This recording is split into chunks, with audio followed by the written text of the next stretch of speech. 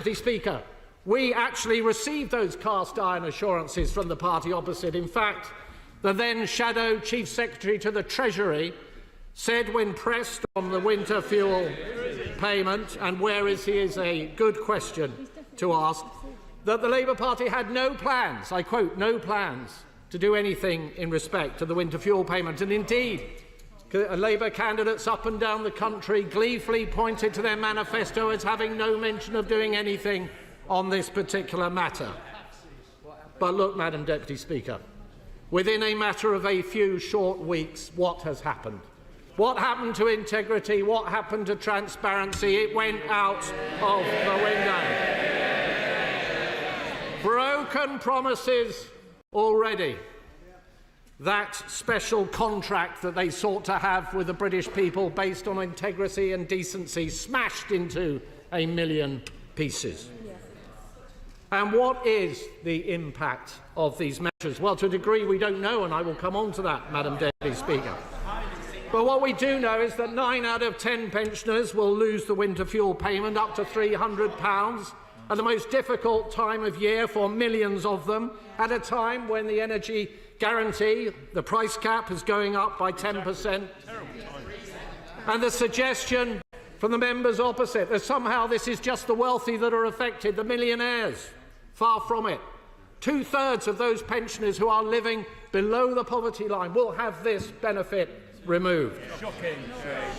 And the 880, they don't like it, they don't like it. And the 880,000 pensioners who we know who are eligible for pension credit but are not yet receiving it will also suffer. And the party opposite, and they chunter from a sedentary position, but the party opposite may say they're going to have these wonderful campaigns that's going to get everybody that's entitled onto pension credit. The reality is that even if they did that, that would see a cost to the Exchequer of £3.8 billion, which is over twice the money they say they are going to be saving. This is an absurd policy which their own plans are actually actively working against. And the haste with which this has been carried out, Madam Deputy Speaker, is simply jaw-dropping. We do not have any impact assessments. We do know, I will momentarily, we do not know what the impact will be across the income distribution. We do not know, every member of this House does not know what the impact will be within their own constituency. We do not know what the recommendation of the will be. They will not be given the information until tomorrow, we are told. And this, of course, has not formed part of what it should have formed part of, which is a major fiscal event with the OBR scoring it and an economic and fiscal outlook accompanying it. In fact, I will come to the honourable gentleman. The only authority to comment thus far on these measures is the House of Lords Secondary Legislation Scrutiny Committee, who said, and I quote, "We are unconvinced by the reasons given for the urgency attached to laying these regulations, and are particularly concerned that this both precludes appropriate scrutiny and creates issues with the practicalities of bringing in the change at short notice." That, Madam Deputy Speaker, I think says it all. And I will give way to the gentleman who's been very patient. Finally giving way. Could a shadow minister clarify which leadership contender has called for the means testing of the winter fuel allowance? Clarify. Well,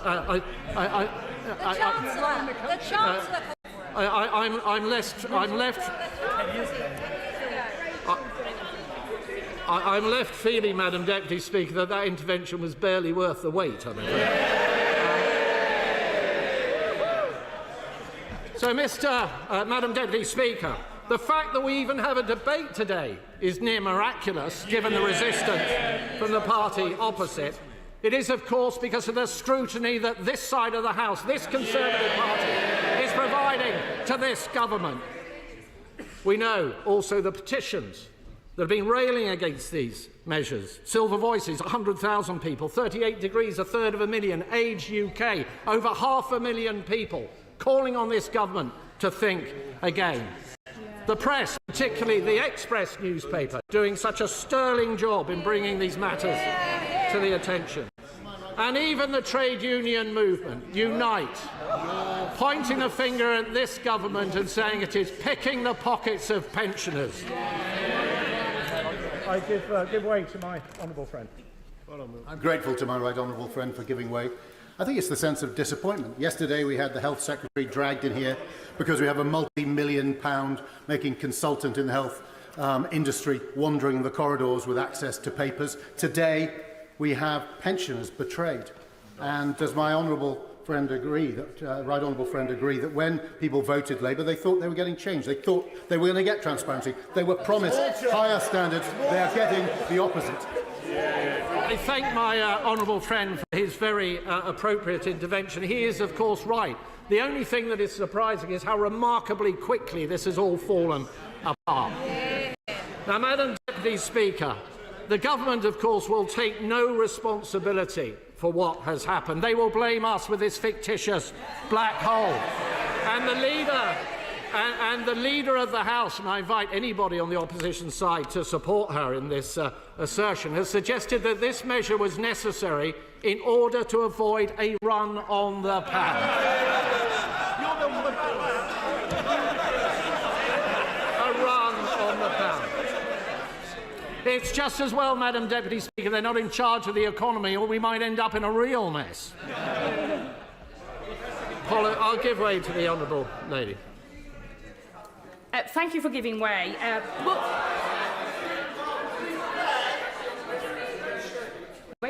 Thank you very much for giving way. Does he agree that if a local council had run the finances of the council into the ground the way that his party did to the country, with a £22 billion black hole, that you would have called the commissioners in the morning and you would have instigated swinging cuts? And could I ask him, given that this is the case, and he now seems to have just decided that his party no longer cares about balancing the books, will he apologise? Order! Shadow Minister. Well, I think, Madam Deputy Speaker, that slightly lengthy question might be better addressed by way of a rather lengthy letter to the leaders of Birmingham City Council. And could I say, Madam Deputy Speaker, that of course all politics is about choices, and what this government has done is it has caved in to its trade union paymasters. It has settled way above inflation. Junior doctors 22%, train drivers 14%. And what it has done is it has stood up for the trade union paymasters on the backs of vulnerable pensioners. And that is not right. And before I take the intervention of the honourable gentleman, if it's not the case that the trade unions are running the Labour Party, hands up everybody opposite who has not received some money from the trade unions. Has not received. Hands up. Anybody who has not received money from the trade unions for their campaigning or their private office. One person. One person, Madam Deputy Speaker. Therein lies the truth. The truth about who is running the Labour Party. And of course, Madam Deputy Speaker, we have seen all of this. We have seen all of this before. We have seen all of this before. In the last Labour government, we had the 75p pensioner increase. We had Gordon Brown's stealth tax on private pensions, £118 billion in total. And was it any surprise that we ended up with the fourth highest level of pensioner poverty across the whole of Europe? I give way to the honourable gentleman. Can I thank the Minister for giving way? Can I ask, when he talks about choices and pensioners, when his party chose to suspend the triple lock in 2021 and give a below-inflation increase to pensioners, costing them £500, what was his concern then, and why did he say nothing? No. The honourable gentleman is entirely wrong. What we went into the election promising was the triple lock plus, which would have made sure that, unlike with his party, where he is going to see thousands of millions of pensioners dragged into income tax, many of them for the first time, we were prepared to stand up and say that we would not do that. But, Madam Deputy Speaker, the party... how could I not give way? Can I commend the right honourable gentleman for bringing this forward and to be fair to his party as well? This is a massive issue for my constituents across the whole of the United Kingdom. Quite simply, and I say with respect to the Labour Party on the far side, this does not conform with any of the Labour Party policies that I know of the past. I think all my pensioners who have contacted me say they are concerned simply because, first of all, the threshold is too low. The pension credit will take 9 weeks to process, even if they get to all of the 28% eligible people in Northern Ireland, and also the £400 that Labour government has approved, which will not come to spring of next year. 3 reasons why this policy today, this motion today, has to be supported. The honourable gentleman is, of course, entirely right, as always, and I completely agree with every word that he has just said. So, Madam Deputy Speaker, we are the party of the triple lock. We were the party of the triple lock plus.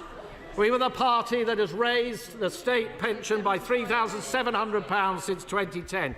And we are the party that has seen 200,000 fewer pensioners in absolute poverty since we came to office. That is now going to go into reverse. So can I, Madam Deputy Speaker, now rather more gently, rather more quietly, make an impassioned plea to those sitting opposite. Look to your conscience. These measures, you know in your heart, no, I will not give away. You know in your heart that these measures are wrong. You know in your heart that the party opposite has broken their promises and that these measures are going to lead to untold hardship for millions of elderly and vulnerable people right up and down this country. You now have an opportunity to join with us and put a stop to it. The question is motion number 1 as on the order paper, and I call Dame Meg Hillier. Thank you, Madam Deputy Speaker. And before I start, I would like to thank the House for putting its confidence in me to chair the Treasury Select Committee for the term of this Parliament. I am the servant of this House, and I will question without fear or favour those who appear before us, and I look forward to engaging with the new members I have yet to get to know. I should also, before this debate, declare an interest in that my husband has been in receipt of the winter fuel allowance, but of course if the vote changes that today, he will no longer receive that. I should add, for his own vanity, the lower limit. But the decision we are asked to make today, Madam Deputy Speaker, is a difficult one. But sadly, it is not going to be the only difficult decision that faces this new Labour government. Before the last general election, I had the privilege of having chaired the Public Accounts Committee for this House for the last 9 years. And in that role, I saw all of the impacts on public finances, current, past and future. And when people often, I hear my colleague, the Right Honourable Member for Leeds, West and Pudsey, talk about the challenges ahead and the dire consequences. I would say, and you think it's that bad, I know it's a lot worse. We've heard of the Chuckle Brothers. I described us as the Misery Sisters, because when she said it was bad, I say it's going to be worse than that. And that is the reality, that the chickens are coming home to roost on the money and the spending of the previous government. So we saw a number of problems, which I laid out in my last annual report as chair of the Public Accounts Committee. Factually accurate, of course, information. The fact that the NHS capital budget was raided to pay for day-to-day expenses, but that the backlog of capital expenditure in the NHS was £10.2 billion in the year ending 2022. On that point, Certainly can wait. as I served with her on the PAC, I warmly congratulate her on her election as chair of the TSC. The House has effectively made a very good choice. The Raleigh and Rochford Association of Voluntary Services, who I met with last Friday, were genuinely worried about this. In a nutshell, their argument was, if people on very modest incomes are now frightened to heat, that could lead to illness by many of those people, who then will present themselves to hospital and increase the winter pressures on A&E. So by that method, it would be a false economy. The game isn't worth the candle. What does the right honourable lady, who I respect, say to that? Well, I thank the right honourable gentleman who I had the pleasure of serving with on the Public Accounts Committee, and an example of how this House works closely together, because I don't think most people would think we would agree on many issues. But on the Public Accounts Committee, we produced every report in tandem. But he will know that the pressures on the NHS are legion. That many of the same people who will be suffering this cut to their income, that we'll come on to some of the measures to ameliorate it in a moment, will also be the same people queuing and waiting for a hospital appointment. And I know too many pensioners who, if they can't afford it, don't get that hip replacement, but that many who are cashing in their savings where they have it in order to pay for a hip replacement so they can have a quality of life. That is not the NHS that I don't think he or I want to see in this country. And so we need to make choices. And one of those choices that this government is making is to make sure that we pull those waiting lists back. But I could digress into the NHS for a very long time, and if he will forgive me, I will move on. Because we look at our schools estate, again capital funding, the Department for Education itself, under the last government, asked the Treasury for capital funding for schools of £5.3 billion in 2020. It was allocated only £3.1 billion. So there's a big backlog there. If you look at the defence sector, again, many examples, but let me just pick a couple. Decommissioning nuclear submarines, not a single one that has come out of service has yet been decommissioned in this country, will cost around £500 million in 2018 prices for a single one, amounting to nearly £750 million in 2018 prices to complete all of those. It's getting to a critical point. These are decisions delayed and deferred. These are decisions delayed and deferred for too long by governments of all colours in this case, not just the last government. And there is an at least £17 billion gap in the defence equipment plan over 10 years. And there's a lack of transparency over the spending in local authorities because of the crisis in local government audit, which was overseen by this government, and not enough was done to deal with it. I could go on. There is a long list of expensive things that this government needs to now put right because of neglect over a period of time. And there are budget challenges. Let me continue for a moment. There are budget challenges this year. Many decisions that were made in recent budgets which have hit the public finances, which hit the public finances in 25, 26 or beyond that. And that's either because there was huge optimism about the state of economic growth, or a deferral of painful cuts. Different members of the House will have their views. I congratulate her to coming on her position, but she's just outlined a number of projects that need to be found in terms of public spending. But as the Shadow Secretary of State outlined, the government's decision today will save £1.1 billion, and the replacements that they're putting in place will cost £3 billion. How does that make economic sense, and how does that help the case that she's making? Give credit to the right honourable gentleman for his chutzpah coming today to say that it is this government that has denuded pensioners of income, when it is as the honourable member for Stoke highlighted, the previous government has a track record on this. And there are 880,000 pensioners who, under the right honourable gentleman's watch, didn't get pension credit, although they deserved it. So these are pensioners that have lost out on £3,900 a year, some cases for many years, because the last government fell down on its job because it protected some pensioners but not all. Where was the urgency then? And these are crocodile tears when those people were suffering. But it is right that pensioners should get what they are entitled to, and pension credit is not being abolished by this government but being promoted to make sure that the very poorest pensioners get that income into their pockets. But there is one of the things that is absolutely apparent is we cannot take this in isolation. And I am not going to change, because we have a budget coming on the 30th of October. And knowing what I knew a few months ago as chair of the Public Accounts Committee and what I know today, I'm not going to change my tune about the dire state of public finances. But there is a second challenge that we face. At the same time as our public finances are in a dire state, many of our citizens are facing the same challenges in their personal finances. And the government, this Labour government, is rightly committed to growth, but growth will require an approach to taxation that helps ensure growth. We'll therefore hear many arguments about the need for a taxation system that will underpin growth. And I'll give way to the Honourable Lady. I thank my right honourable friend, and I call her friend because we have worked very closely over the last few years. And I do welcome the fact that she was elected, and I would have supported her for that role. The difficulty is the public are not buying it, because we are essentially saying that pensioners who are vulnerable, and over 20,000 in my constituency, will lose the support they are currently getting. You cannot, as a government, claim that you need to take this money from pensioners and then reward train drivers who work 4 days a week on 70 grand a year.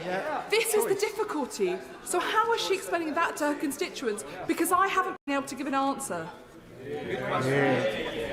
I could speak forever about the challenges that this government left. But let's be clear, I've spoken about the NHS. Let's take the dire state of what was happening on our train services. It was this former government that refused to engage and stop the strikes, which meant that anybody travelling had no certainty about whether they could get to everything from work to a family funeral, and lives were put in havoc because of this. So it is absolutely right that we begin to set right the chaos that the last government left. And yes, there is a cost to that. And the challenge for my right honourable friend, the member for Leeds West and Pudsey, and this government, is how we do that and make those decisions that will build up the future of Britain in the way that we all want to see. But we also need to address, as I was saying about taxation, the biggest challenge in our taxation system is that those who are facing the greatest financial challenges often face the biggest challenges of all. Because the reality is that the greatest cliff edges in our taxation and benefits system affect not those who are already started to earn and accumulate wealth, but those who are most financially challenged. For those at the margin, we keep coming across examples. This is not the only one where the marginal costs of a slight improvement in income can drastically outweigh that improvement. Everything from whether we see tax thresholds frozen to many more examples, for example, with child benefit, the issues we've seen there. And the debate we're having today is such an example. The solution isn't to duck or defer the need for taxes. So for the record, I will be voting with the government this evening. But equally, for the record, I want this government to commit to tackling those cliff edges, because that's what progressive policy and taxation policy will look like. And I know from bitter experience, as many members of this House will, that rushed laws tend to be bad laws. But this is not. So I do not expect some Houdini-like solution to be announced by my right honourable friend for Leicester West from the front bench in the closing speeches. But instead, I expect and trust her that she will consider removing these chains of poverty as a key mission for this government in a thoughtful, carefully planned way, tied up with the next budget, but way beyond that. I also know, as again many members will, that there are technical challenges in making changes. Look at what's happened with child benefit, the limits on income for child benefit, dragging many people into tax returns, where households of the same income did or didn't receive child benefit depending on who was earning the money. And that's an example on why lessons on why changes, when they're made, need to be made in a sustainable way, with a plan. And my right honourable friend on the front bench and her colleagues has a plan. But the winter fuel allowance, which we're discussing now, is a prime example of the problems that those cliff edges create. And addressing those in isolation, however, will leave in place all the other cliff edges. And we need to look at this challenging poverty in the round. I was honoured to be chosen to be the chair of the Treasury Select Committee yesterday. I do not yet have committee members to be elected. The chair of the DWP Select Committee is yet to be elected. And so I cannot promise exactly, and I cannot speak for a committee that does not yet exist on a cross-party basis, but I will be urging the committee to consider this wider challenge of cliff edges as a matter of urgency, and I look forward to working with ministers to find some practical steps forward. We have to make tough choices in government in year, because one of the challenges is that the hole in the public finances is not just about the whole today, but that in previous budgets, decisions were made to defer spending to later years. So the real challenge is now, and I have seen too often calls for efficiency savings, for cuts in year, which actually end up being deferred. If you look at what happened to the defence equipment plan, under the Conservative government in 2010, there was a desire to balance the books. In doing so, the Ministry of Defence deferred spending. It moved it to the right, which left us with aircraft carriers without aircraft and a raft of other problems. So deferring decisions and spending does not solve things. And this government and this cabinet is making the tough decisions to make those difficult decisions in year, because that is financially literate and the right thing to do. I call the Father of the House, Sir Edward Lee. If I can reach out to the other party for a moment, there is, I think, a case for having a serious debate about the total package that we give to pensioners. And we could have done this in a sensible way, and I raised it myself and questioned some aspects of the triple lock a couple of years ago.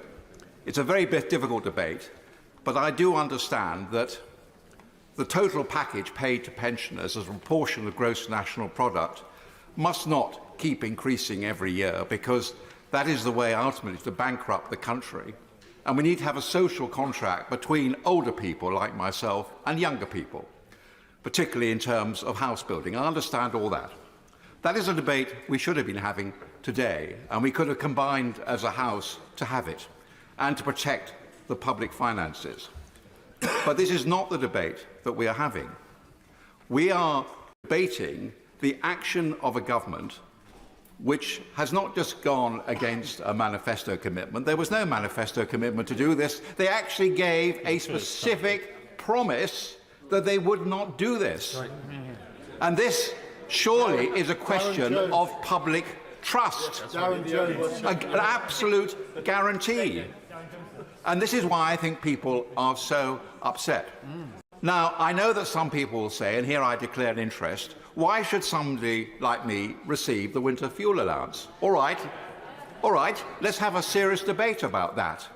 But what about the people, and this is the sort of people that I feel so strongly about, who've worked hard all their life, Serve their country. they've served their country, they receive a very small occupational pension, they don't receive pension credit, they are looking after every penny, and suddenly, because they don't receive pension credit and can't receive pension credit because they have a very small occupational pension, their winter fuel allowance is taken away. And this will make a real difference to them. So I think that we've really got to consider them and have a serious debate about how we're going to protect these people. And if I may make one suggestion to the government, and this was alluded to by the honourable member who's just spoken, there should have been some serious debate about tapering or anything else. No, I tell you what this is all about. This is about a punishment beating. The new Labour government decided a punishment beating. The new Labour government decided they had to make their case that the public finances were in a dire state. There was this 22 billion black hole. We spend £1,200 billion every year. This 22 billion so-called black hole is a mere accounting device. And this whole debate, what the Labour government are now trying to do is to make the political point that the Conservative Party ran the country into the ground and therefore we've got to punish the pensioners. It's absolute and complete rubbish. And what those we represent can't understand, these people who worked hard all their life, who've done their bit for the country, who their total package is perhaps £13,000 or £14,000 a year, what they can't understand is that this so-called saving of public money is actually going to go to train drivers who earn £70,000 a year. They just don't understand it. 9 million. So for God's sake, let's have a serious debate. Let's try and unite on this issue, and let's not keep taking away benefits from people just above the pension credit limit. And of course, there are many pensioners who are entitled to pension credit for all sorts of reasons, will never claim it. They are suffering, and so they will be even worse off. And there's another point to be made, is I know the government will argue that the total package will be worth more after the increase in the triple lock next year. But actually, if you are a pensioner who's drawn your pension before 2016, by the time you've had this cut, you will probably be even worse off. The first cut in the state pension for years. This is not acceptable. This is not the right way to go about things. We should unite around a sensible package that rewards pensioners for their hard work, but does not just indulge in a political gesture.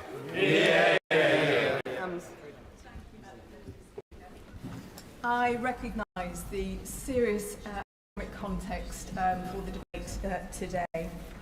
The IFS, for example, has estimated that 320,000 people have been pushed into poverty because of mortgage interest rate rises triggered by the disastrous autumn 2022 budget.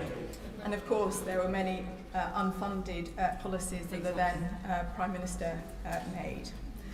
So while I recognise the policy measures in the King's Speech will go a long way to reduce household costs and increase incomes in the medium term, tackling the appalling poverty that we're seeing, they will not come in time for this winter.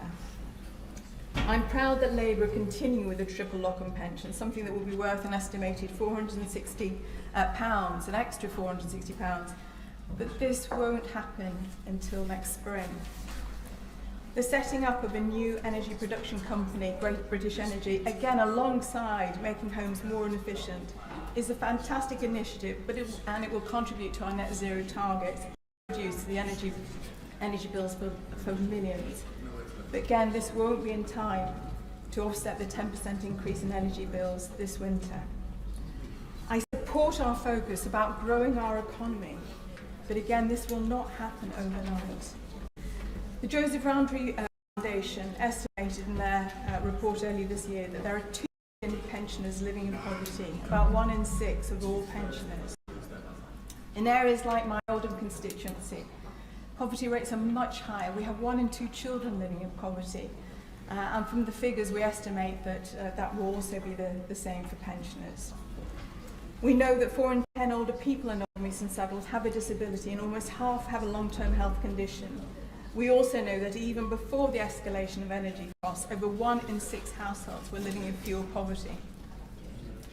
Although pension credit provides extra financial support for the poorest pensioners and opens up help such as housing benefit and council tax discounts for those who are eligible for it, only 5,500 of the 8,000 out of the 9,000 households in Oldham are eligible to claim it. Again, I welcome the automatic linking of pension credit to housing benefit to increase the uptake, but this again won't happen in time for in the next few months. And what about, I'm not going to, thank you so much, I can't because I have been under strict guidance from the Deputy Speaker.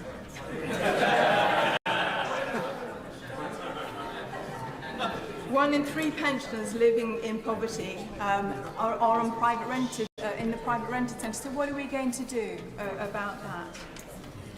But even if everyone eligible for pension credit were claiming it, according to Age UK, there will still be another 2 million pensioners slightly less badly off that won't be eligible for pension credit, and now the winter fuel payment. The cut-off threshold for pension credit is just under £12,000 a year for a single person. They're not wealthy pensioners. Poverty is poverty whoever experiences, and we know that we've got 8 million working people living in poverty, 4.5 million disabled people, 4 million children and 2 million pensioners. As we did in the previous Labour administrations, I know we will tackle this, but again, it won't happen overnight. So could I point out what we know about the health effects of the cold? The Lancet published a very good paper reviewing data from the last 20 years and showed the extra deaths, the excess deaths as a result of cold. I could mention dozens and dozens of cases from my constituents who've written into me, again, who are really just clinging on following the last 14 years. Could I ask my right honourable friends if they're able to tell what other options they may have considered, not just in terms of offsetting the loss of £300, but also alternative ways of raising the 1.4 billion means testing that we get from the winter fuel payment. I know how complex and difficult our economic situation is, but please, we must protect our most vulnerable citizens. Thank you. I call the Liberal Democrat spokesperson, Wendy Chamberlain. Thank you very much, Madam Deputy Speaker. Now, recent weeks have seen my inbox inundated with correspondence from pensioners in North East Fife, because it gets quite cold up there, Madam Deputy Speaker, who are deeply worried. And I'm sure, in fact, I know that that's far from a unique experience across this House. And since the Chancellor's announcement in late July, we've all heard the concerns of our elderly constituents. We know that the winter fuel payment provides vital support during the coldest months of the year. It is not a luxury, and the Chancellor's decision will leave as many as 2 million people extremely worried about how they will afford their energy bills this winter. Now, we on these benches accept that the new government has been left with an unenviable task of rebuilding our economy after the mess left by the previous government, and nobody is disputing that years of Conservative mismanagement have left the public finances in crisis. But this cut is simply wrong. It is wrong to strip support from many of the poorest pensioners, just as energy bills are set to rise again. It is wrong to force vulnerable elderly people to make that choice between heating and eating this winter. And it is the wrong answer to the challenges that we face. The way that we treat the vulnerable members of our communities reflects who we are as a society and what sort of signal does it send turning our backs on millions of pensioners.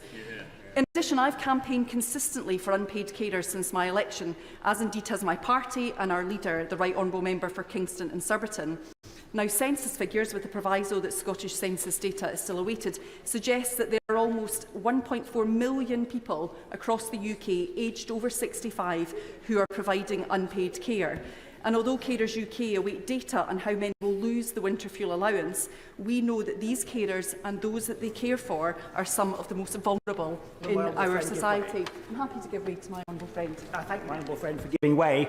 And on the note of disproportionate effects on certain groups, I'm sure she is aware North Norfolk is home to 28,000 pensioners and has the title of being the oldest constituency in the country. Many of them face already higher energy costs due to the huge number of North Norfolk homes which are off the gas grid. Does she agree with me that these cuts will have a disproportionate impact on older rural constituencies like North Norfolk, and the government must go back to the drawing board with these misguided proposals? I'm grateful to my honourable friend for giving way. I think that is one of the things that's often lost in relation to the energy price increases that we've seen in recent years, that the price cap and guarantee does not support those who are using other forms of fuel. And I know that those issues have been raised in the House before, and I look forward to hearing what the government is going to do to support those individuals. A new Parliament represents an opportunity to move on from the chaos and misery of recent years, but this cut would be far from a fresh start. It would be a disappointing and shameful abandonment of poor and vulnerable pensioners. Age UK have strongly condemned this cut. I will in a second. They point out that it's been introduced with virtually no notice and no compensatory measures. And I just want to note from the debate this morning, when the Pensions Minister was talking about compensatory measures, that we know that there is real complexity around what will additionally be available to support people. We know the questionnaires that are needed for pensioner credit. We know that a household support fund has been extended, but we don't know what that will mean. And and we know that the £150 grant may be available for some. But what you are left with after listening to the debate this morning is that we are in a position where the government have made a decision to make this cut, but they have not properly thought through the consequences or the measures that will be available to support those most in need. I'm happy to give way to the honourable member. Do you agree with me that when the coalition government came in 2010, we faced a really serious economic crisis? We inherited a really genuine black hole, and we had to make some very tough decisions as a coalition government. But we never considered, we never did this. I'm grateful to the honourable member for giving way. Obviously, there were difficult decisions that were made during the coalition, but the government is saying today that one of the things that they're doing is continuing the triple lock. And one of the reasons why the Liberal Democrats supported that move, brought that move in during coalition government, and one of the reasons why we continue to support the triple lock is we know that still not enough has been done to best support our vulnerable pensioners. I'm grateful to I'll give way to the honourable member. Lady for giving the way. I'm sure she'll acknowledge that in Scotland we have the coldest climate in the whole of the United Kingdom. We will be disproportionately hit, and it's absurd that that will happen in energy-rich Scotland. Will she appeal to all Scottish members to ensure this is supported tonight?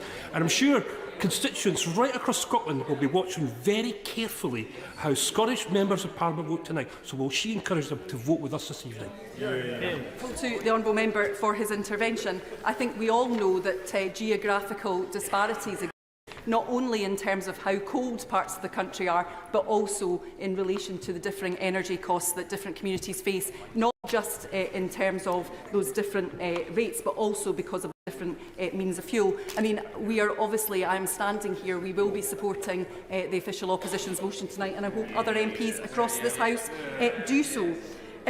So, going back to Age UK, they have drawn attention to low take-up rates for pension credit. Around 1 million pensioners would be eligible for pension credit but do not claim it, often due to a lack of awareness. And since the Chancellor's announcement, we've seen lots from the Government about how they're going to increase the uptake. And indeed, we have seen reports that suggest an increase in application, but also that the wait times for that is increasing. So what I'd like to see from the Secretary of State is if people are applying for pension credit and only get that confirmed after the date in which the winter fuel payment is made, will those people be caught up with? And an awareness drive is all well and good, but the DWP has stated that its calculations assume an increase in that uptake of pension credit. But that will still leave over 700,000 eligible pensioners not getting pension credit and therefore not getting winter fuel payments.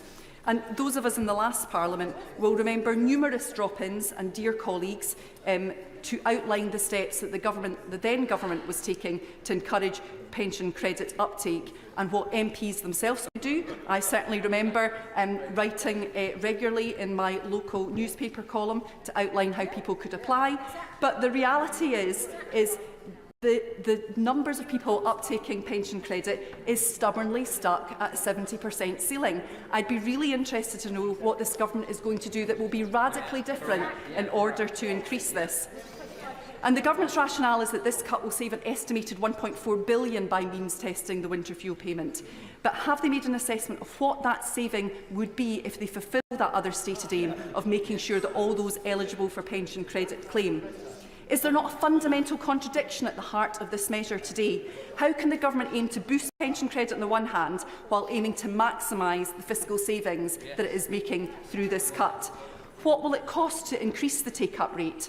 And can the Secretary of State give an assurance that the Treasury will give its full support to any measures aimed at boosting the uptake of pension credit? And a separate but unrelated issue, Madam Deputy Speaker, is that of the cliff edge. Analysis by Policy and Practice shows that around 130,000 elderly people miss out on pension credit as they are just £500 over the income threshold to claim the benefit. And we know that those vulnerable elderly people will now be cut off from winter fuel payments with just a few months' notice.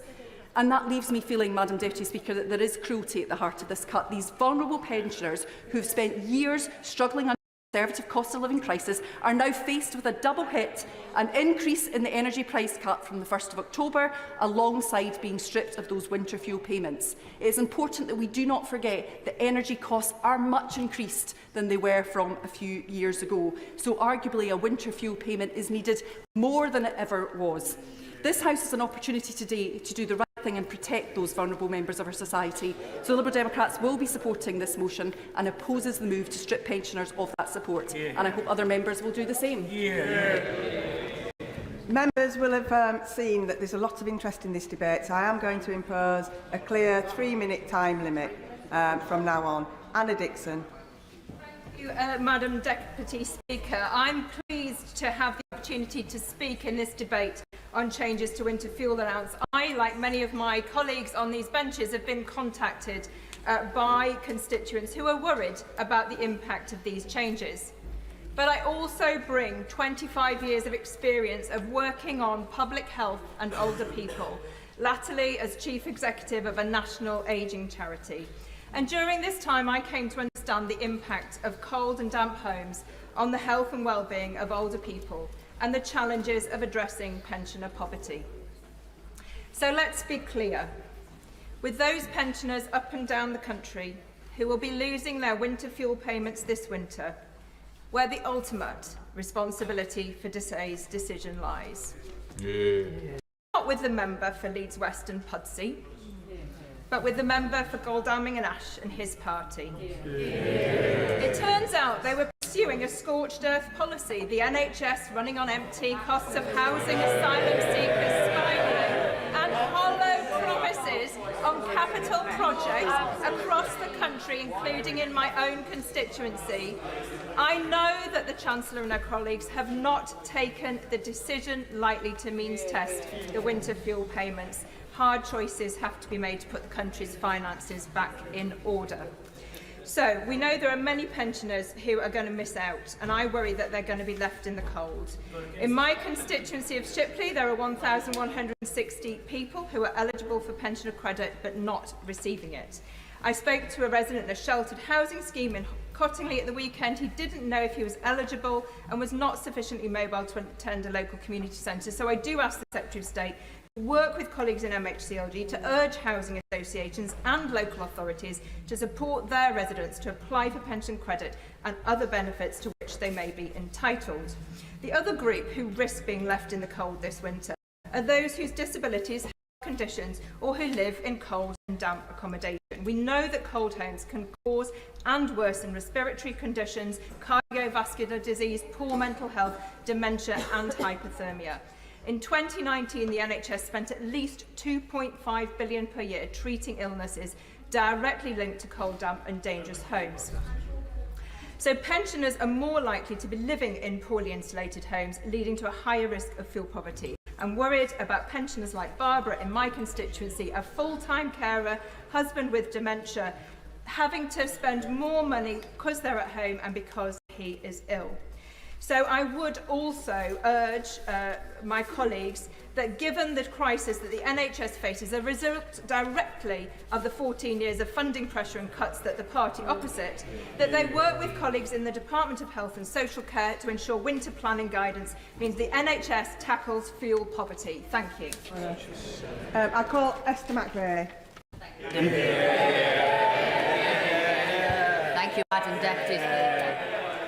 Who would have thought a Prime Minister, not even in office for 10 weeks, would be so out of touch with the public? Yet here we are, and yes, this Prime Minister is, along with the Chancellor and the whole of his Cabinet, who are going along with and supporting this cruel policy. The Chancellor should be under no illusion that the public knows this decision to rob millions of pensioners of their winter fuel allowance, for which the government has no mandate, has nothing to do with economics and everything to do with cynical political calculation. And the haste with which it is being done is breathtaking. All benefits regulations are required by law to be considered by the Independent Social Security Advisory Committee. This is generally done in advance of the legislation being laid. In this case, however, the Labour government has opted for urgency provision that allows SAC consideration to be retrospective. Some say that that is bypassing SAC scrutiny. As well as evading that scrutiny, where is the government's impact assessment on removing winter fuel payment from these pensioners, particularly in light of the latest information that bills will be rising by £150 this year? I will indeed give way. 18,900 people losing winter fuel payment in my constituency, and many of them are among the 800,000 people who are not eligible for pension credit but below the government's own poverty line. What are they supposed to do? Well said. What is worse, Madam Deputy Speaker, that this Labour government is so out of touch so early on in their government, the unnecessary haste this change is being brought in, lack of scrutiny of this policy, or the breathtaking hypocrisy Labour is showing. For back in 2017, when the Conservative manifesto stated that it would means test benefits, the Labour Party's reaction was one of horror, that this could not be done, publishing research that up to 4,000 pensioners' lives would be at risk and their pensioners would struggle to heat their homes. And so the Conservatives did not do it. So what are we seeing here? That a Labour Party, when in office, ditches its beliefs and ditches its research. This government have been telling pensioners they didn't want to do this, but tough financial decisions must be made. But we all know that's poppycock. That wasn't the government's message to the already highly paid trade drivers. When they met them, money was no object. Have as much as you want. The public are not as stupid as this government think they are. No, this is good old-fashioned pork barrel politics, taking money away from the people that the Chancellor thinks don't vote Labour, like pensioners, to hand to people that they think do vote Labour, train drivers, public sector workers, while millions of pensioners, many of whom are struggling to make ends meet, are being sacrificed in this political strategic game.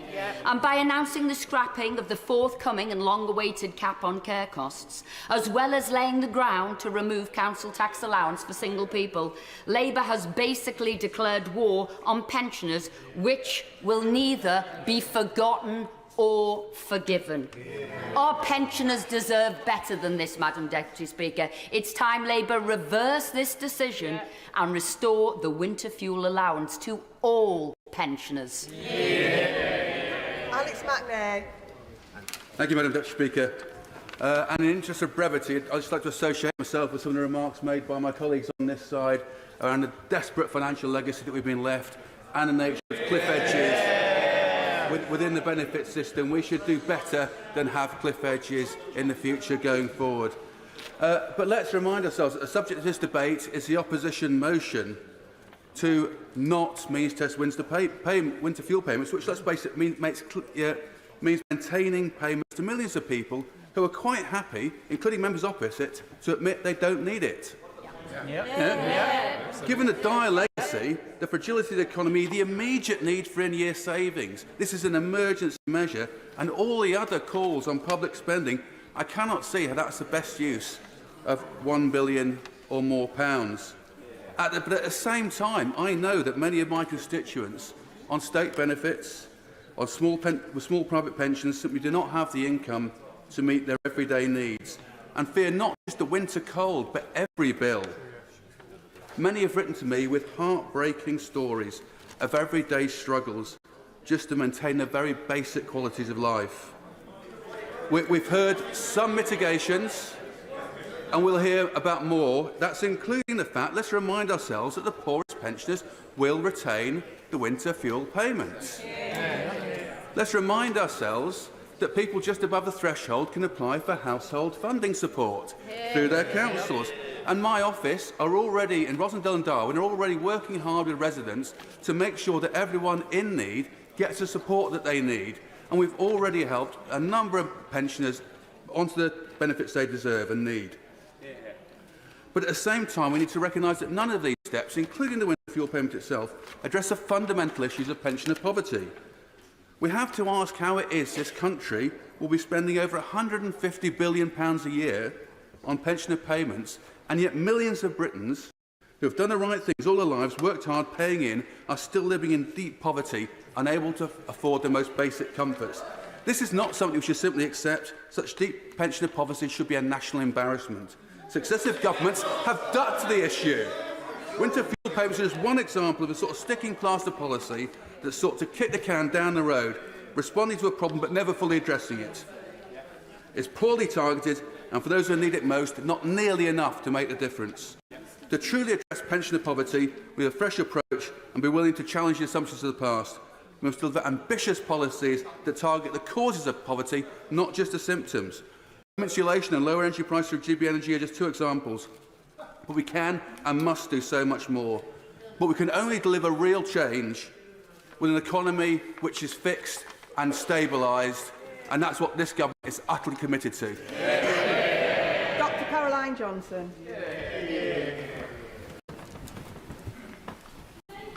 Honourable and right honourable members will make a choice whether to take vital winter fuel payments from millions of vulnerable pensioners, including 20,000 pensioners in my constituency of Sleaford and North Hykeham. It is important when voting today, when honourable and right honourable members make their choice, that they understand the consequences of their choice. It is important that honourable and right honourable members understand that when they take winter fuel payments away from vulnerable people,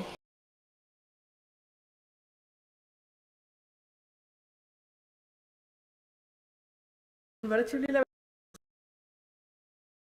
home, and as a direct reason, because of they can't heat their homes, because they're cold, they will die. Why? Because cold is bad for you. There are a number of reports which demonstrate this that honourable and right honourable members can read. Your platelets get higher. You vasoconstrict. Your blood pressure goes up.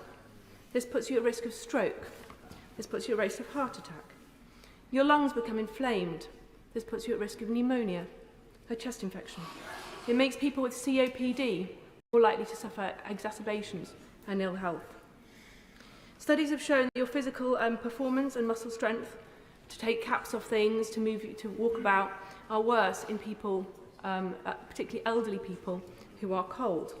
This reduces your ability to independently complete your activities of daily living, and it makes you more likely to fall. Studies have also shown that elderly people who are cold in their home are more likely to need to get up at night, to go to the toilet, or to wake through the night. This again puts them at more risk of falls and therefore hospitalisation. The sleep disruption puts them at risk of a whole range of different illnesses. We also know that as the home temperature falls further, the risks increase. This is proportional, a dose response to the level of cold. You don't need to take my word for this. There is a lot of medical evidence to this end. In his annual report last year, the Chief Medical Officer said, cold homes and fuel poverty are directly linked to excess winter deaths. My honourable friend give way. I will give way. My honourable friend is making a powerful and emotive speech, and she's talking quite rightly about some of the impacts on pensioners. Would she agree with me that those are exactly the sort of impacts that should be captured in an impact assessment brought before this House so that we can make an informed decision? And that my 25,000 constituents in Arundel and South Downs who may face the loss if this motion goes ahead today are increasingly talking about the right honourable member for Leeds West as reckless Rachel in proceeding with this motion. Thank my right honourable friend for that intervention, and he is absolutely right. There is no impact assessment. Why is there no impact assessment? Well, I have my suspicions. But my terrified constituents, they know why there's no impact assessment, because they know what the impact will be. And I'm sure, Madam Deputy Speaker, I'm sure your terrified constituents, they know what the impact of this policy is going to be. Right honourable and honourable members, that we all know too. So as my honourable members vote today, they should be in no doubt. The government's first job is to keep people safe, and they are going to fail miserably. Rachel Maskell. Thank you, Madam Deputy Speaker, and it's a pleasure to serve the honourable member for Sleaford and North Hykeham. We sat on the Health Select Committee together and we heard the evidence from Sir Chris Whitty. We know what Professor Sir Michael Marmot has been saying for decades now. The public health evidence is so clear. 2.1 million pensioners living in poverty. That was our inheritance. but we have got to protect them every single day. They make the hardest budgetary decisions, harder than those of the Treasury where there are choices. They have no choice. They have to put a roof over their head. They have to pay for their food, and they have to pay for their heating. And we know that now those sums aren't adding up, and we're getting the letters coming in. We're looking at the figures that our constituents have to look at every single day. They're scared. And then, because they won't switch the switch, because they know if they do, they will have bills that they cannot pay. And we need to protect those very vulnerable people. And I commend my right honourable friend for driving forward that ambition to get 880,000 pensioners signed up to pension credit. And I really hope that people will test the system and make sure that they can. 243 questions though on a questionnaire, and then, of course, a 9 week for that to be processed. But we must drive that forward, and the last government failed in that endeavour. But we still have got to protect those that don't. And many don't for a reason, and we know that. They may have dementia. It's complex. It's stressful. And perhaps there's pride as well, because we're talking about working men and women. They've worked hard all their lives. They might have put a little bit aside, they might not. But ultimately, we need to help them. And then there's the million people who are above that pension threshold. They too need support. They are fuel poor. They will struggle this winter. And as the honourable member said, when you're cold, you put greater demands on your body. Your body fights back, and sadly, as it does, you're at risk of heart attacks, strokes, and worse. And of course, those respiratory diseases prey on the most frail and vulnerable. And when we look at where those people will go, they'll be queuing up with the GPs, they'll be looking to the NHS, and for sadly, many will not be with us. And it's with my conscience that I cannot vote for these measures, but I am determined to work with government to find the mitigation which is absolutely crucial. Age UK and many other charities are saying it's too late to find alternatives. They say delay. I say let's delay, let's get this right. We can't afford not to. Kirsty Blackman. 860,000 pensioners in Scotland are set to lose out on this pension. The Prime Minister, the Chancellor, have chosen to cut the pensioner cost of living payment. They've chosen to cut the winter fuel allowance. They have made the political choice to scrap these payments. The UK Labour government are absolutely desperate to meet their self-imposed fiscal targets. Make no mistake, this is a political choice. They are doing so. They are trying to meet these targets by balancing the books on the backs of pensioners. Who out there in the real world voted for this? No one. Nobody. This is a key test for Anas Sarwar and for Labour MPs from Scotland.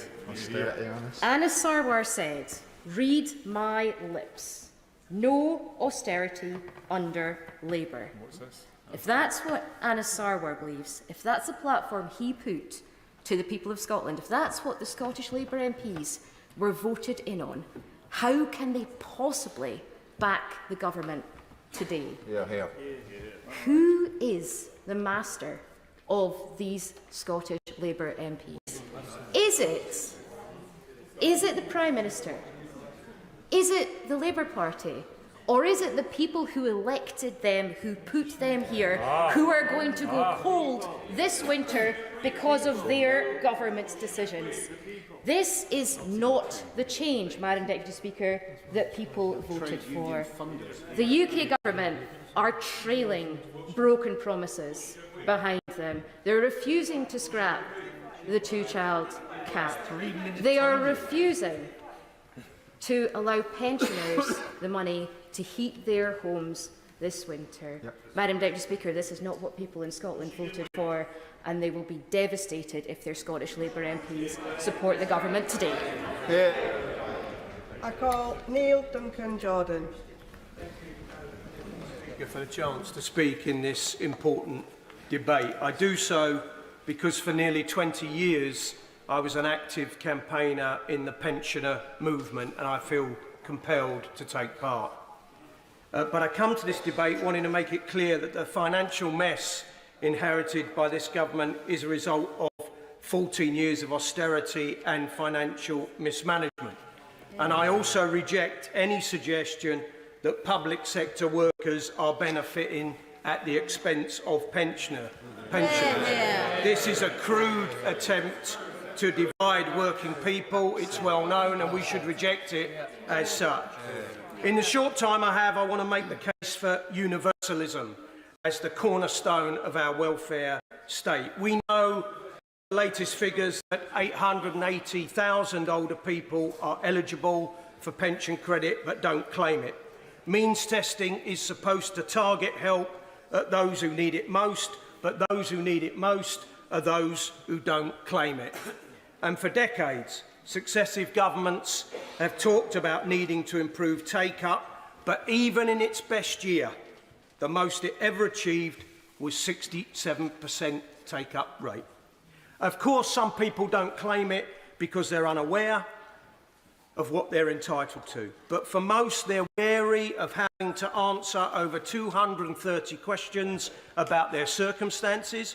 And many charities like CAB in my constituency don't now have the capacity to help those people fill the forms in because of cuts to funding over the years of austerity. We should also recognise that there is still a stigma attached to having to declare that you are struggling. And concepts around the deserving poor are as old as this building. And I thought that in the 21st century, we would be hoping for something better. The key question, Madam Deputy Speaker, with any means-tested system is where do you draw the line? And by its very nature, the biggest losers will be those who are just above the cut-off point. In my constituency, around 19,000 people will miss out. Historically in the UK, we have had long-standing problems.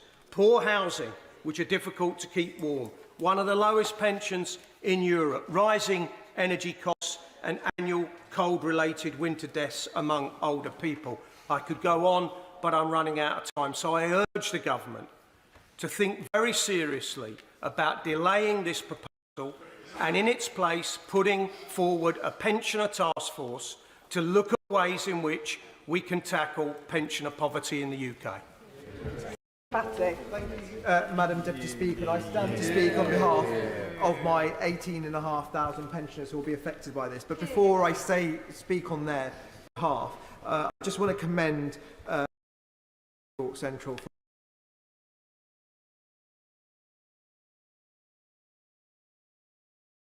for the matter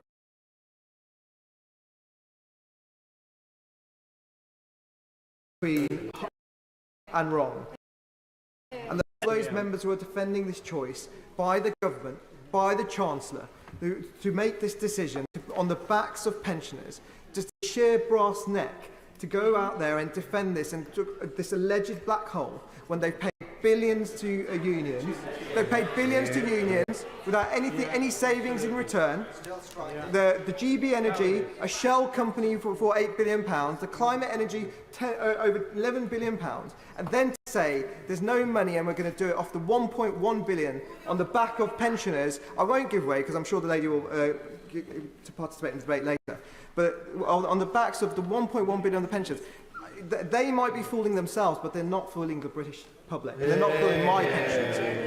And the fact of the matter is, if they want to do the right thing, I would say follow the example of the member for York Central. If there are issues on this, I'm sure even on our side we will look at it and we will do it in depth and we'll do the right thing. But the fact of the matter is they are using our pensioners as some sort of political tool to make a point for their ideology.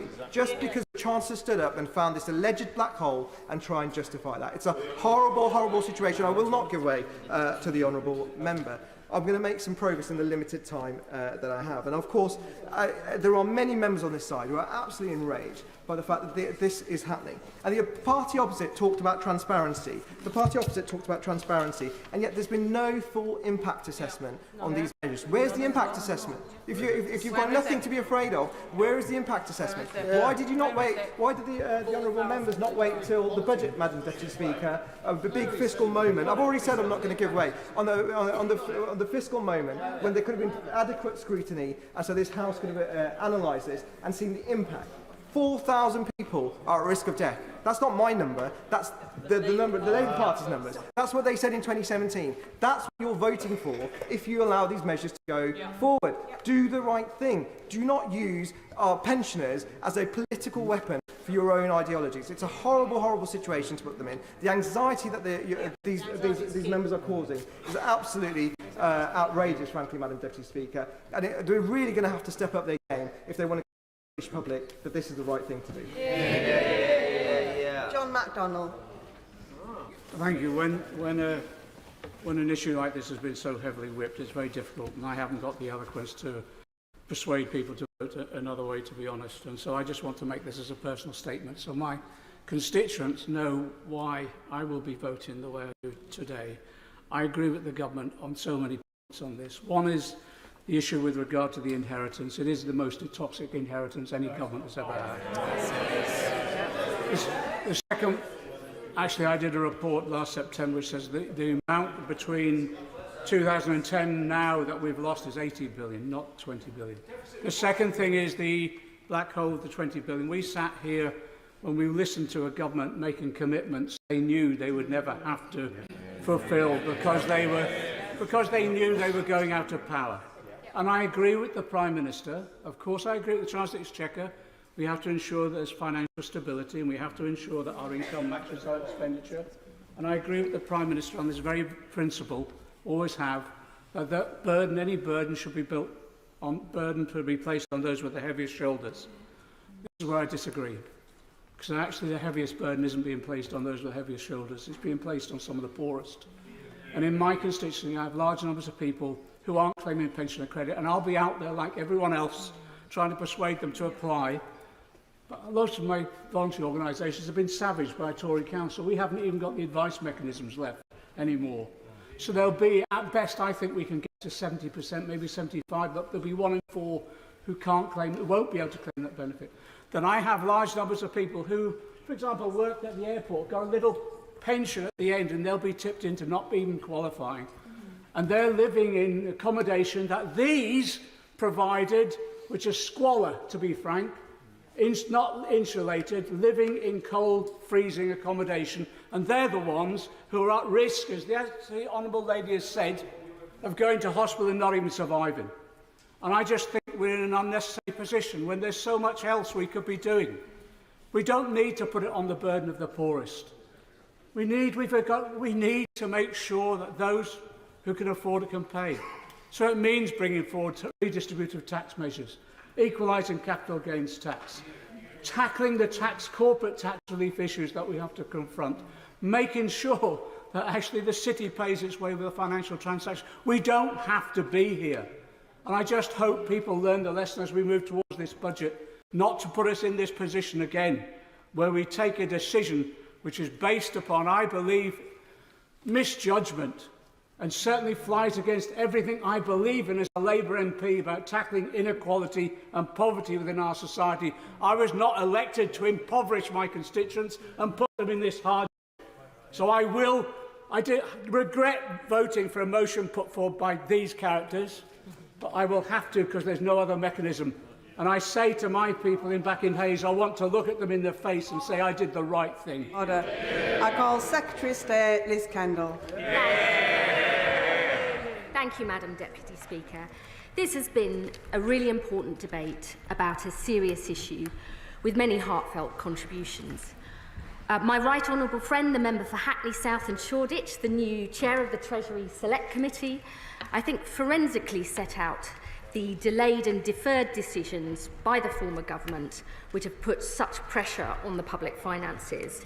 My honourable friend, the member for Oldham East and Saddleworth, rightly spoke about pensioners, children and disabled people in poverty and the need to do much more to support them.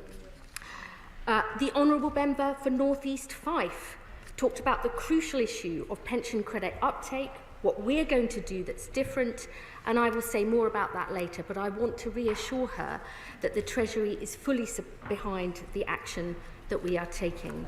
My honourable friend, the member for Shipley, with her huge experience in health and social care, talked about the need to work with those in supported accommodation, housing associations and the NHS to make sure pensioners get the help they're entitled to, and I will spell some of this action out too.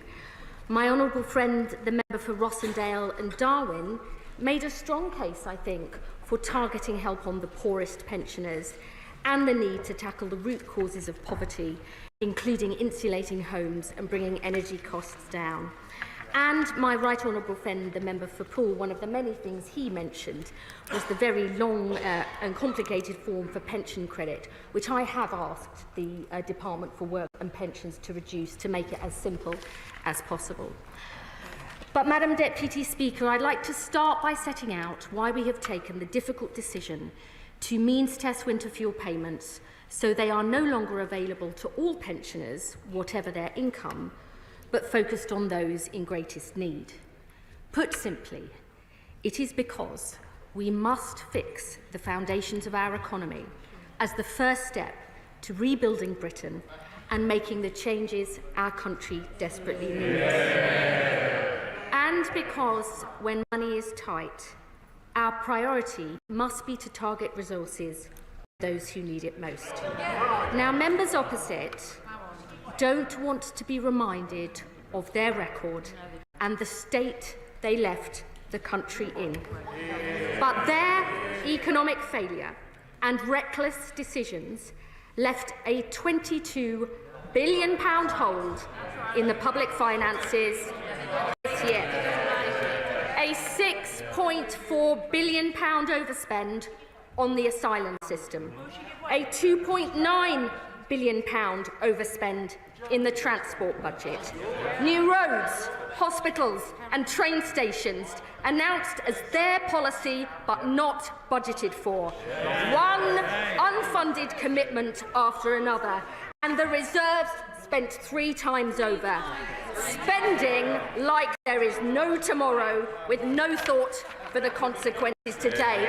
And, Madam Deputy Speaker, that's before we even begin to deal with the challenges we already knew about.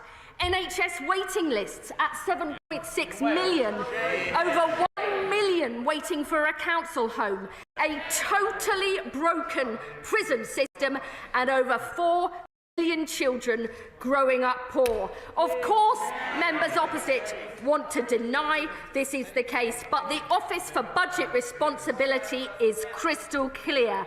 They were only made aware of the true extent of the pressures on the public finances after we were elected. Pressures they say constitute one of the largest overspends outside of the pandemic. And faced with this reality, Madam Deputy Speaker, and the need to get the public finances on track this year, we took the difficult decision to focus winter fuel payments on those in greatest need. I will indeed give way to my honourable friend. I'm grateful to the Secretary of State for giving way. The issue of pension credit uptake is clearly critically important, and I know from discussions that I've had in my constituency that there are some myths around pension credit ineligibility.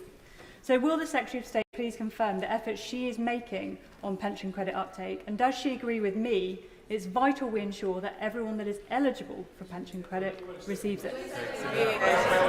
My honourable friend is absolutely right, and I would say to the faux outrage of members opposite,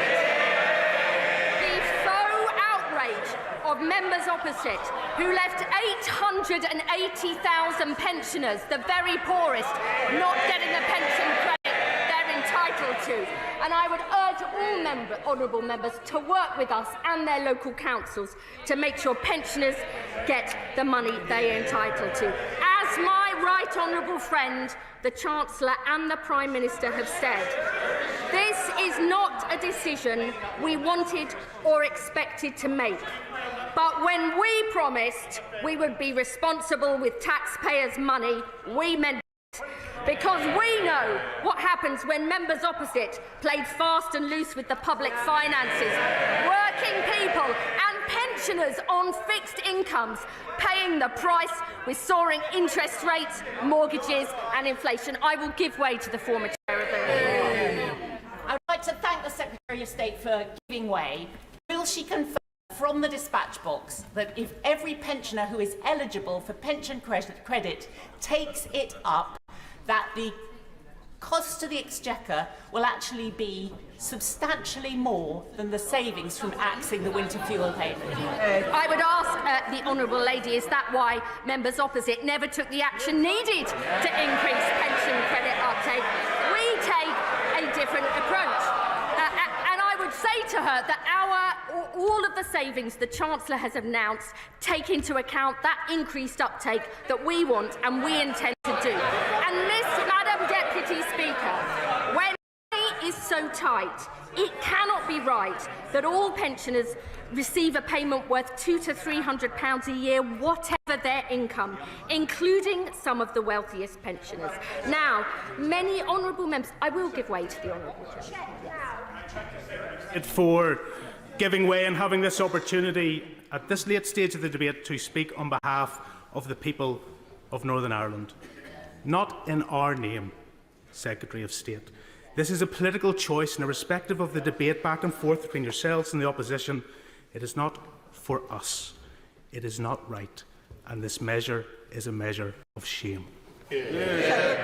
I would say to the honourable gentleman, I know that he will care about the increase in uptake we need amongst pension credit, and he will also care about those just above the threshold, which is what I'm going to turn to later on. I think that is a really important issue, and I want to take it head on. But first, I want to spell out the principle underlying the approach we have taken, which is most help going to those who need it most, significant support for all pensioners through the pension triple lock, backed by extra help available for those on low incomes. Madam Deputy Speaker, pension credit goes to 1.4 million of the poorest pensioners and is worth on average £3,900 a year. I won't.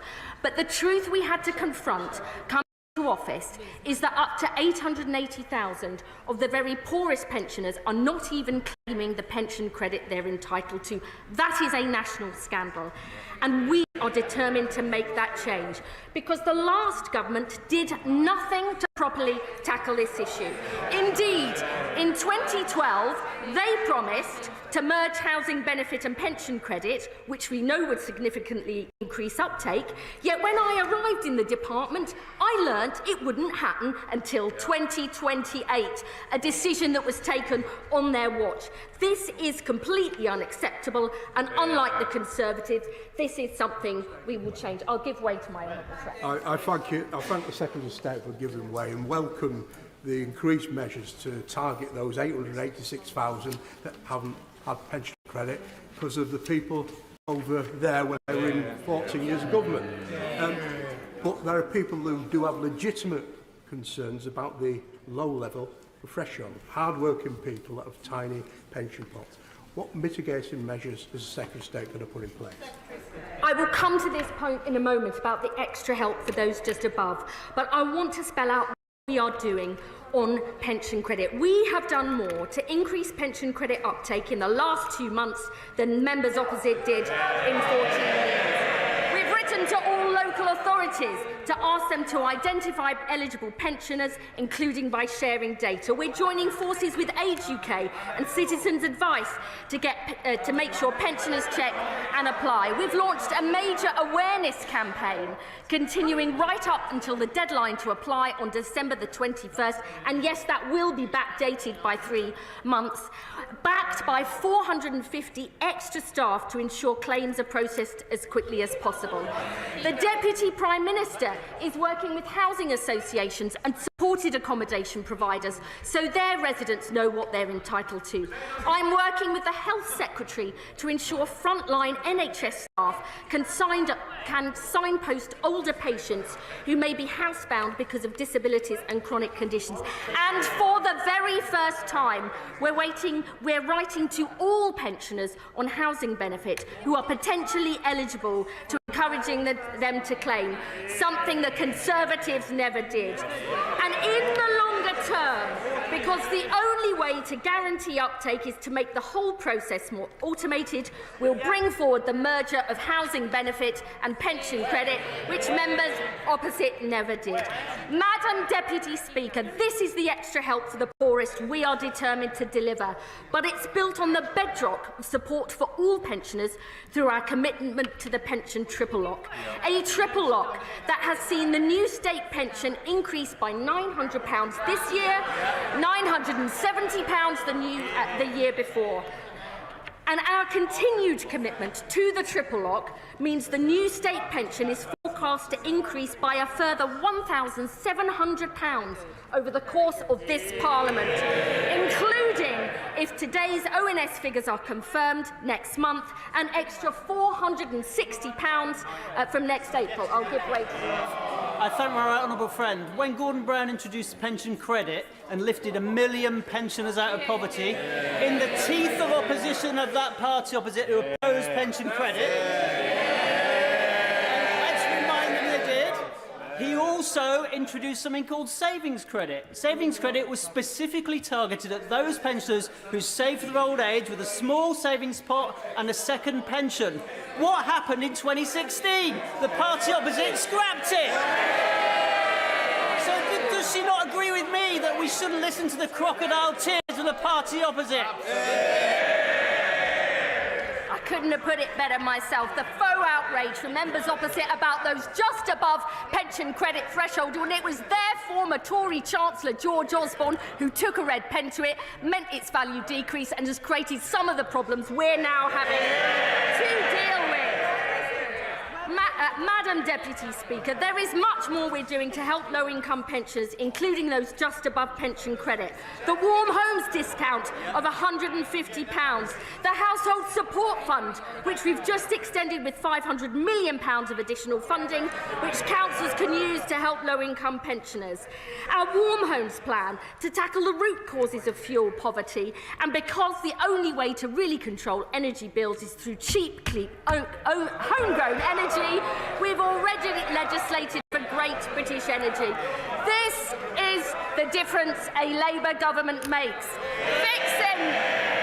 Fixing the foundations, taking the long-term decisions our country needs, prioritising help for those who need it most, helping all pensioners with a pension triple lock, and more help for low-income pensioners too. We will not shy away from our responsibilities like members opposite did. On a platform to deliver economic stability, rebuild the country and make the changes our country needs, making this country better and giving it its future back. Pensioners deserve better than the faux outrage of members opposite. The question is, as on the order paper, as many as are of that opinion say aye. Aye. Of the contrary, no. No.